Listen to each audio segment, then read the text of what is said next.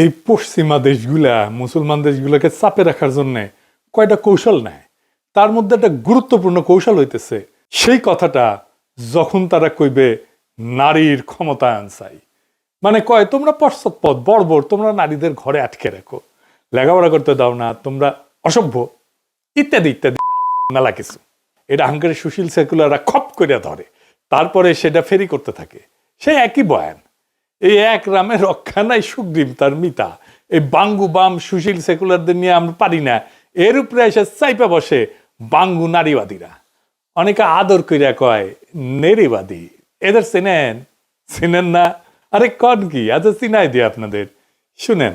আমরা নারীবাদী কারণ আমরা খুশি হতে চাই, আমরা নারীবাদী, আমরা নারীবাদী কারণ আমরা সুখী হতে চাই, আমরা নারীবাদী, আমরা নারীবাদী কারণ আমাদের অন্য উপায় নাই, আমরা নারীবাদী, আমরা নারীবাদী কারণ আমরা খুশি হতে চাই, আমরা নারীবাদী, আমরা নারীবাদী কারণ আমরা সুখী হতে চাই, আমরা নারীবাদী, আমরা নারীবাদী কারণ আমাদের অন্য উপায় নাই, আমরা নারীবাদী।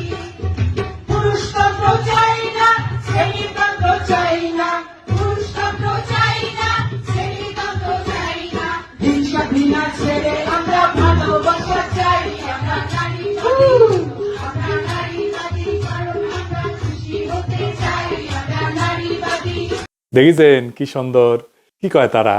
তারা কয় তারা সুখী হইবার চায়, খুশি হইতে চায়, ভালোবাসা চায়, এই জন্যই তারা নারীবাদী। যাই হোক, পরে আসতেছি এই ইস্যুতে, মানে ভালোবাসা সুখী হওয়া এই ইস্যুতে আর কি।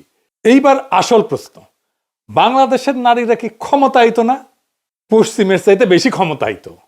আমি কইতেছি না যে বাংলাদেশের নারীরা নিপীড়নের শিকার হয় না, আমি করছি ক্ষমতা মানে শুধু নিপীড়ন না থাকা না, ক্ষমতা মানে সিদ্ধান্ত নির্ধারণের সক্ষমতা। এটা পশ্চিমকে কইতে হবে মুখের উপরে, এটা না কইতে পারলে এরা পায়া বসবে। কেমনে বলবেন সেটা আলাপ করি, আসেন বুঝা দেখি। বাংলাদেশে নারীদের আলাদা করে ক্ষমতায়ন লাগে না, কারণ তারা এমনিতেই ক্ষমতাবান।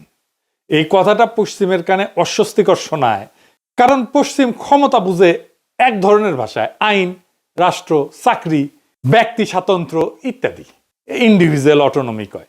কিন্তু ক্ষমতা কোনো ইউনিভার্সাল একক না, মানে সারা দুনিয়ায় ক্ষমতা বিষয়টা একটা মাপকাঠি দিয়ে মাপা যায় না। ক্ষমতার অর্থ এক এক দেশে এক এক রকম, এক এক সভ্যতায় এক এক রকম। ক্ষমতা সভ্যতা অনুযায়ী আলাদা আলাদাভাবে প্রকাশিত হইয়া কাজ করে। বাংলাদেশের নারীদের ক্ষমতা প্রশ্নে আমি আপনাদের একটা উদাহরণ দিই। আমার ক্ষুদ্র ভাতাদের জিগাই, ঠান্ডা মাথায় উত্তর দিবেন। ভাইবা, আপনি কন্ত, আপনি যদি পৃথিবীতে একজন মানুষের কথা সত্যিই শোনেন, সে কে? কে বলেন তো? আপনার মা, তাই না? ঠিক তো। বাংলাদেশে এমন কোন পুরুষ আছে যে মায়ের কথা অমান্য করে? এই দেশ সংসদে চলে না, দেশ চলে ঘরের ভেতর থেকে, আর সেই ঘর চালায় মায়েরা। এটা কোনো আবেগের কথা না, এটা নস্টালজিয়া না, এটা আমাদের ডিএনএতে আছে। এইবার আসেন দেখি বুঝা ক্ষমতা কি আর কার হাতে সেটা বাংলাদেশে থাকে। বাংলাদেশের নারী মানেই পরিবারের সবচেয়ে শক্তিশালী পলিটিক্যাল ইউনিট। ওই যে একটা গান আছে না, মায়ের একধার দুধের দাম, কাঠিয়া গায়ের চাম, পাপোশ বানাইলেও ঋণ শোধ হবে না। এই গান কোনোদিন লিখতে পারবে পশ্চিম? পারবে না। কেন আমাদের সাধারণ মানুষ যেখানে শিল্পকর্ম করতে পারে সেখানে সে পরম মমতায় মায়ের দোয়া কথাটা লিখে দেয়? জানেন? জানেন না? উত্তর এইখানে, শুনেন। গোটা বিশ্বের সবগুলো আল্লাহর ওলি যদি একটা গ্লাসের পানিতে ফু দেয়, আর আপনার মা যদি আপনার মাথার মধ্যে হাত বুলিয়ে দেয়, আপনার মা যদি আপনার বুকে একটা ফু দিয়ে দেয়, সব পীর সাহেব একদিকে, মায়ের দোয়া আরেকদিকে। মায়ের দোয়া মুহূর্তে আবার আল্লাহর আরশে পৌঁছে যাবে। শুনেছেন? বাংলাদেশের মায়েরা প্রচন্ড ক্ষমতাবান, মায়েদের ইচ্ছাতেই বাংলাদেশ চলে। 24-এ হাসিনা উৎখাত করতে পারছিলাম কারণ মায়েরা নামে আসছিল পথে। মায়েরা দেখেন কিভাবে তার সন্তানদেরকে উৎসাহ দিতেছে, জেলে যাইতেছে সেখানে। দেখেন আপনার আম্মা আছে কিছু।